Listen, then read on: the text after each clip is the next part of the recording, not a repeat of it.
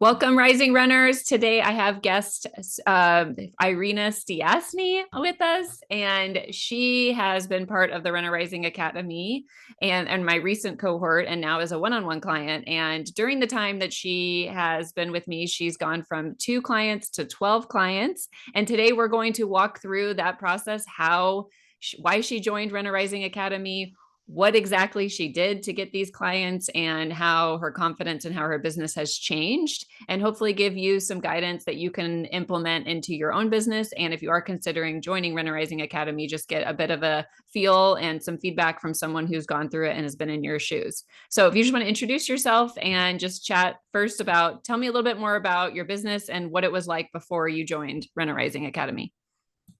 Hi, so my name is Irina Stiasny. I'm an owner of Run Rocket PT and Wellness. I'm not only a run coach, but I'm also a physical therapist, so I have that side of my business.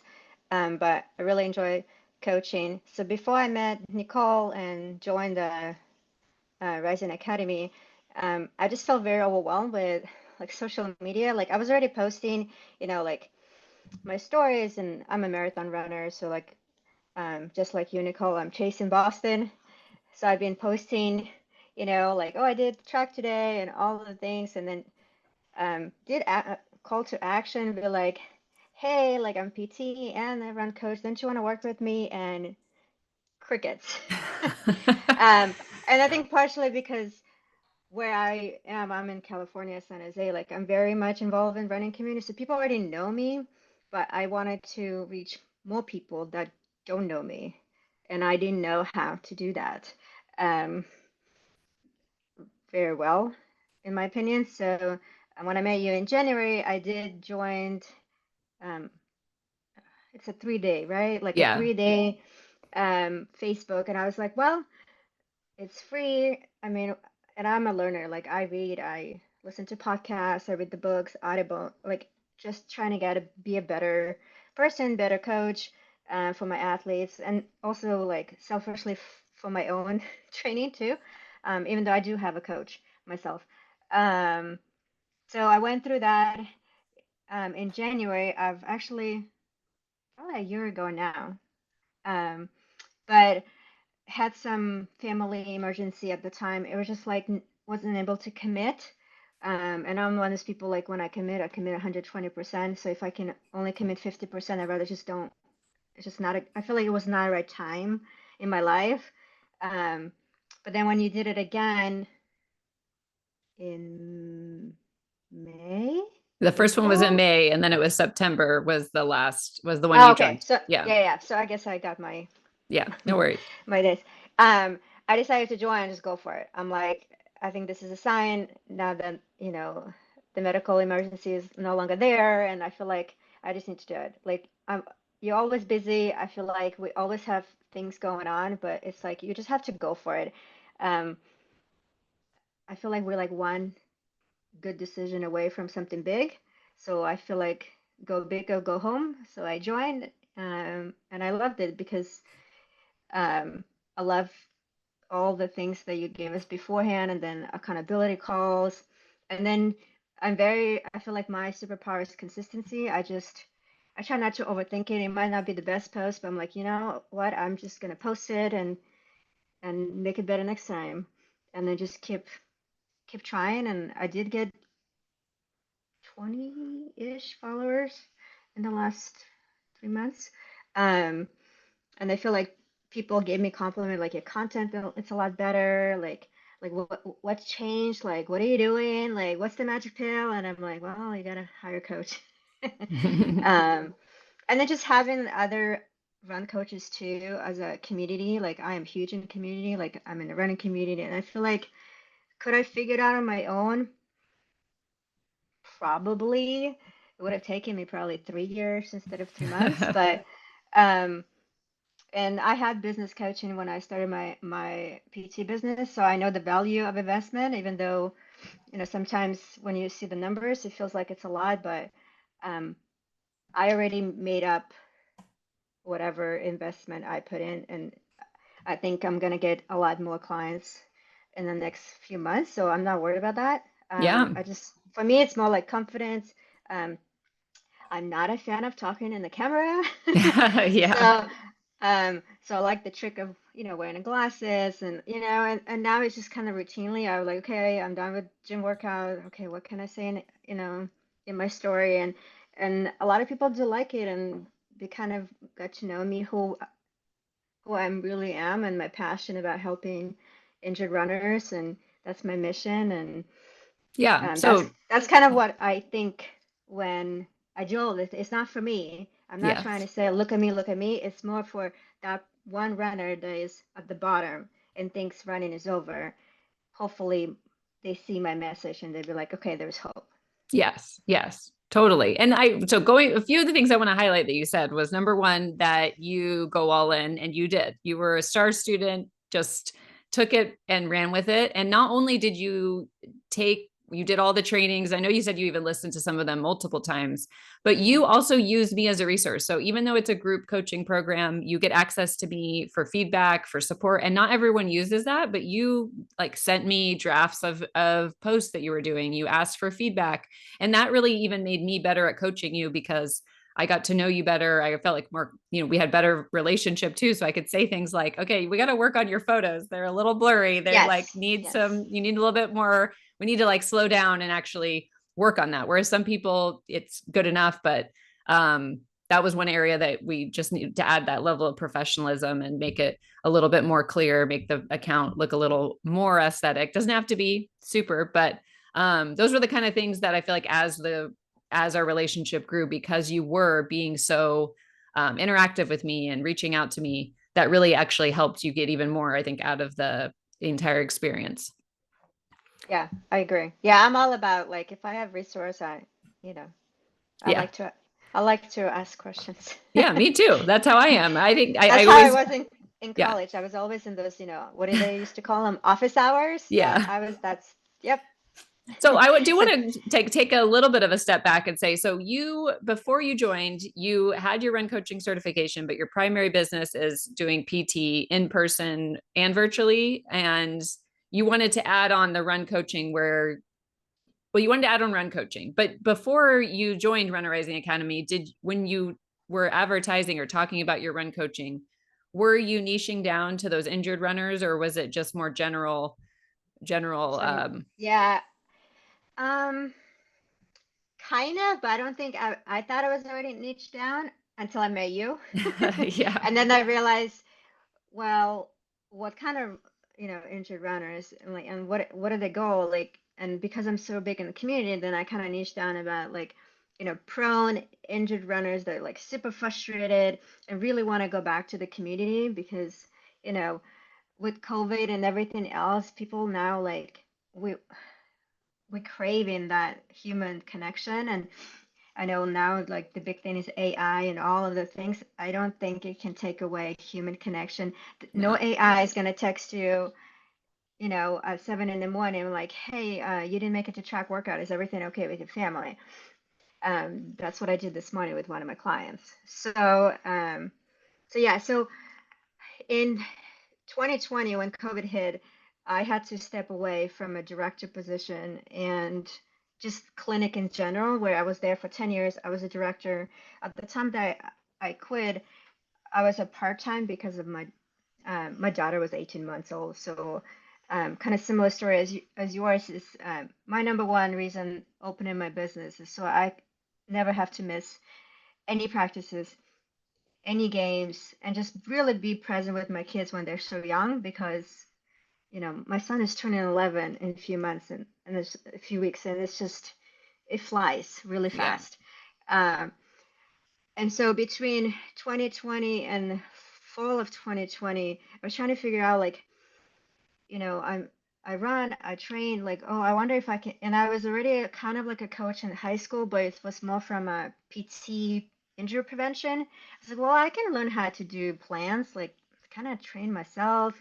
And that's kind of where I decided to start learning about that. And then I didn't get certified for RCA until the 2021. Okay. And that's why I decided to add, like, that's why I added wellness to my business, because I wasn't sure what the wellness will be, because you can have wellness in PT world and then strength training world, and then I didn't want to have two businesses, like a run Yeah. coaching business. So I just had one big one and then just like kind of multiple services that I provide. Um, and then I did have a couple clients that will find me from like a mommy Facebook group. So like word of mouth, I still get those. Like I just got one from a previous client that I worked for 10 years. And it's like, I have a friend and she wants to Boston qualify. She's so close. I think you can get her there. Um, but I didn't use social media as much for business. And now that's all I do. Like every post almost is from like a DPT run coach Mhm. perspective. Um, but yeah, Yeah. And so going back to what we talked about with niching even more is injury prone runners is not a deep enough niche in 2024 2025 anymore. So that was where, you right. came saying this is what my niche is going to be, and I have this special. I mean, we also talk about your offer, and so your offer does include the fact that you're a PT, so you can help with that level of expertise. But really what I encourage people in the program to do is really think about what is that like pain point or desire of that ideal athlete. So maybe they're an injured runner, but then they run for, I mean, generally longer distances, but they, like you said, they're part of a community, and their pain point is they want to get back to it. They're sad watching their friends, like seeing their friend Strava come up when they're Yeah, on the couch and they can't get back to that. And so that's where we dove in a little deeper, because that was something you're so passionate about yourself. And so for those who are listening, who are thinking about their niche and like getting deeper, it's like sometimes it's not necessarily saying like, oh, I help people of a certain age or they run a certain distance. It's like, what is that desire or that struggle that that you can speak to, that's pretty specific, that you can help them, you can connect with them on that. And the only right, reason that community piece worked for you as the niche is because it's so important to you. So right. that's where it really comes down to like connecting your values and your personality with that.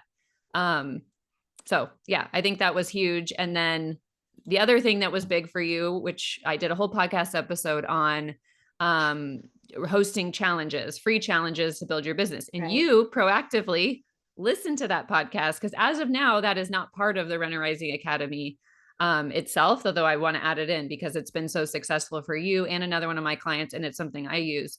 And I think based on, the episode that went out last week, with the trends that are happening in 2025, is people are wanting more community, they're wanting more high touch and in person, and they're a little bit more skeptical of coaches and just the online space right now because of the how many people are out there. So when you run this free challenge, we do it in Facebook, you're able to build that deeper level of rapport, community, and all of that. So if you want to walk us through kind of how you did that and how you framed it up, and then how many clients you got out of this community, even though it wasn't incredibly large, you had a lot of success with it. Yeah. So exactly what you said, Nicole. I mean, I watch your podcast religiously, like every Friday on my drive to my after my drop off from my kids, literally every Friday, and Oh, yay. without missing. So when I learned that, and I've seen challenges before. Well, the problem is, believe it or not, I'm an introvert. So for me to, it was like completely outside, and then it was so overwhelming, the idea of like, well, how do you put in, like, what do you have to write, and like what steps do you have to make, and all the things. But then I had you, and then you do give that one call, so I kind of didn't wait until the end of the program. I just kind of jumped in because I was like, well, I'm just gonna do it. Yeah, we had a one-on-one call and we went over how to make Yeah, the community, and we outlined exactly what you were going to do, came up with the idea and all of exactly. that. Yeah. Um, and then I'm one of those people like I don't see failures as failures. I see like as a lessons. So it's like if it doesn't work the first time, it's just kind of like prepping for the next one and the next Yes. one, and then you just get better and better. Um, so yeah, so I made a Facebook page, and you know, Nicole gave me like 100 people goal. I think I got to 20, I got to 33 opt-in. I thought that was a big win for me. Yeah, that's great. And then like maybe 20, and some of the people I knew, but some of the people like still part of my community, but I never met them because my run club is like 1,000 people, and um, but every single person that did participate loved it. They thought my 5 day challenge was all about strength training, and I made it so simple and so like anyone can do it. Like you don't need a gym. It's just at home. It's like literally 5 exercises a day, and everybody did it. And then it kind of showed people that, wow, strength training doesn't have to be so daunting and so stressing. And it was very much running specific, so it's for runners. And it had then I added as a bonus like a mobility workout, a warm up, a cool down, because we all need to do that. Um, and then 2 Zoom calls that week for the community to come in and talk. And I mean, I had so much positive, and people like already asking when is the next one. And so yeah, I actually had so much fun. And my friends like, "You're natural. Did you do that before?" I'm like, "Nope, did not do that. Did not." I mean, at the time, it felt natural because I'm so passionate about it. Yes. I'm one of those people like, um, you one-on-one, I'm okay. That's why PT works for me. You put me in front of other people, it's a little bit harder because I do have stage fright. But if it's something I absolutely love and enjoy, and I know people are better off when they leave, it was so much fun. And then few of my old clients from a clinic joined. And then people now telling me like, oh my God, strength training really makes a difference. I feel it when I'm running. And I got one strength training client. So not all my clients are runners. They might want to like hike in New Zealand. So this client of mine is like, I think I want to go back to New Zealand and hike, but I just don't know if I'm not in shape. So Mm. I think if you make my workouts this small, I can do it. She's been doing it religiously and sign up That's just like that, that's even though I great. tried for months before. But This I is what we think talked about. Yeah. yeah, On our coaching call, one of the things I said was we need to make the challenge so they feel like it's like a small win. And that's one of the biggest keys yeah, to making a challenge work is it not being overly complicated, but it's yeah, small wins, something they felt doable. Cause I even asked you, one of the things I asked you on that call was like, what are the things your people tell you why they don't strength train? And you were like, mostly it's the time. And yeah, like, so we were like, okay, we need to advertise it as yeah, 15 yeah. minute strength a day, and that It's was time, helpful and they about it. don't know what to do. Like Yeah. people, like when they go to the gym, they get lost. And I Yeah. tell people like like this year's my word is empower. Last year was intention. Like you have to be intentional with everything in life to make the big impact. And I tell people like if you do those 15, 20 minutes intentional workouts, I guarantee you'll be better off. Yeah. Um, so yeah. That's great. So I got two clients off the bat, and then one more that was not on Facebook, but still did the challenge, Oh, nice. ended up signing up. Nice. Yeah. And then since Um, then, you've had people from the group sign up or? no, and then the biggest feedback that what people thought I was doing, they were like, "Oh, I thought every day there's gonna be a Zoom and you teach in a class," and I'm like, Oh, that yeah. wasn't. I was like, no, no, no, that was not what it meant. But they still did the exercises. And the good thing is I gave them, I made like Canva and videos, and they're like, I guess, worksheets in a way, like Yeah. slides. So they get to keep it so they can just look at it and share with people, and Yeah. very resourceful. Like I want to, like my biggest thing is to educate so they can take care of themselves. Yeah. And then you can run it again and you don't have to do a lot more Yes. besides redo it again. Like use your same resources and it's Yeah. duplicatable, and then en- encourage people to invite other people. And I find that like you do these groups and not everyone joins, but then you will have some of those people come back later. And honestly, if you said 2 or 3 people out of 20 is an incredible, the reason I gave you 100 was because I was like, if you do 100, you're guaranteed to get one person, Right. 1 to 3, I would say, out of 100, right? So 1 to 3 Yeah, I person remember you said that on conversion. the podcast. And the fact that you got that many from 20 is great. And part of that is the warmer the lead. So if you were to run this challenge from run ads to it, I would say you'd need 100 to get one. So it's like, it Yeah. also depends on how warm the leads are. That's great. Okay. Going back to Runner Rising Academy, is you shared your results is there anything else that you feel like you got out of it besides obviously the additional clients? I know you had mentioned to me earlier about confidence. Do you want to elaborate on Yeah, that? so I think it's just the confidence and that I kind of just like go for it in a way, especially on the, social media aspect, and also not to compare. Like, I'm not a huge comparison. I'm the person like me versus me. Because there's influencers, um, in my, especially like there's a lot of physical therapists out there that are also run coaches and also have like a million followers and all the things, but there's one arena. And that's what I keep reminding myself. It's like I am unique in my own way, and people will connect with me because of my passion, my education. So I don't have to go and record millions of videos. I do record and I share like um, small workouts because that's what my passion is, strength training. So so that's one thing I learned from Rising is like, you do you, Yes. and then just keep posting and keep um, just take action. Like that's my biggest thing when people join, like do what Nicole tells you to do because it works, and be consistent. And I know that life happens, but make sure you do all those worksheets and use her as resource. Like that's like game changer. Like um, don't just go through emotions and then like magically you think you're gonna get million followers. No, you won't. Maybe someday with time, but I feel like for me, I'm just being consistent, and even the days that it feels like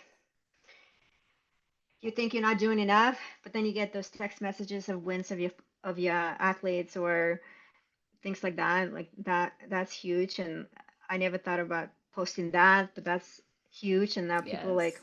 watching my stories, and I wasn't really posting anything on the stories, um, and then you also give us other resources like listen to this podcast and read this book, and um, I am an overachiever, so I did all that too. So, um, but then I feel like if I'm better off, then I can impact more people. So it's always not about me. It's like, okay, how can I change my community and better other people? Because that's all this is about, not just, you Yep. know, it's not about me and follow. I'm not trying to be an influencer. Yeah. And it's funny because people start calling me that. I'm like, no, no, no, no, that's not who I am. You can call me a doctor, you can call me a coach, Rocket, that's my nickname. Anything in between, but I'm definitely there's nothing wrong with influencers. That's not what I am like Yeah. doing for. Yes. Um, Well, yeah, that's what the program was successful is, like you said, you didn't get a ton of followers, but your content resonated with the right people, and the things you learned in the program helped you build your clients by, I mean, what is, I don't even know what the math is on from 2 to 12 the percent, but it's a lot. It's it's a like lot. Yeah, yeah, 400%. So yeah. I'm really proud of you. And is there Thank you. anything that you would give to anyone who's on the fence about joining Runner Rising Academy, and what advice you'd give them? I mean, my advice would be to join. You really have nothing to lose because you're just gonna be a better off as a person, as a coach, as an athlete. And then you'll just learn a lot. And social media changes so much, so you gotta have someone that been there already, to speed up. It's like running a marathon. Most of us will hire a coach, which even though technically I can coach myself, but I have a coach for running, for strength training, um, business coach. So I mean, we can't do it alone. We need people to help us out to be Yeah, better. I agree. Okay, well, I'm going to have you do the speed round, which I do for all my guests at the end. Oh, cool. Are you Okay. ready? I don't think I told you in advance about this. So, Oh, I uh, know because I listened to your yes, you podcast. do So. listen. You know. Okay, what's your favorite distance to coach? Marathon. Yeah. What run coaching software do you use?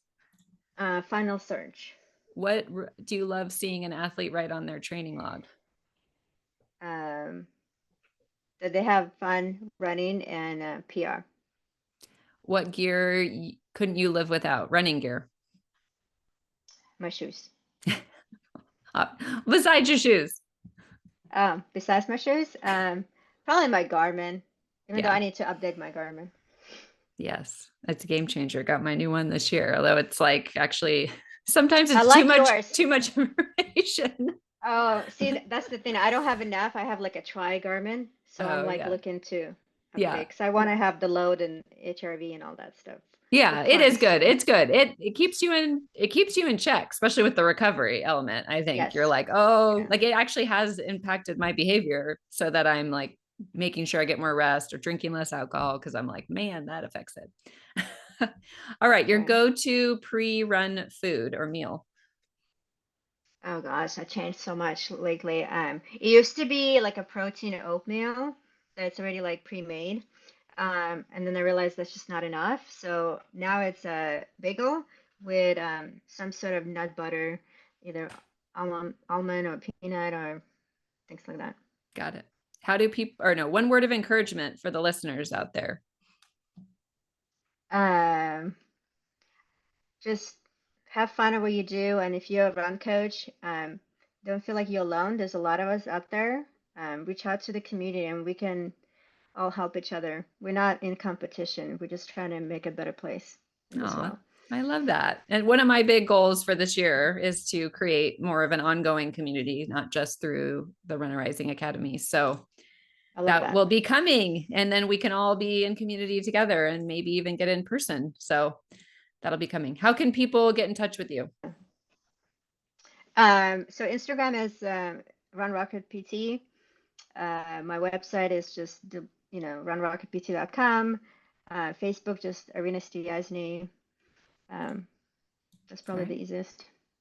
Well, thank you so much. And as I mentioned at the beginning, we're still working together one-on-one. That's always an option to add on. And I'm just excited to continue to watch you grow because you really are, like I always say, star student, but you're doing exactly what you need to do. You're failing forward, taking action, you're being consistent, and you're facing a lot of fears. And like you said, I think a lot of runners are introverts, even though you love the community and you're putting yourself out of your comfort zone and realizing that um, that you can really grow through that.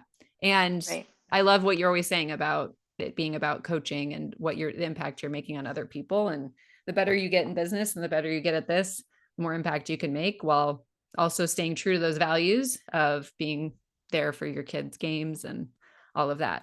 Um, so I'm really proud of you. And Thank you. it's been so fun working with you.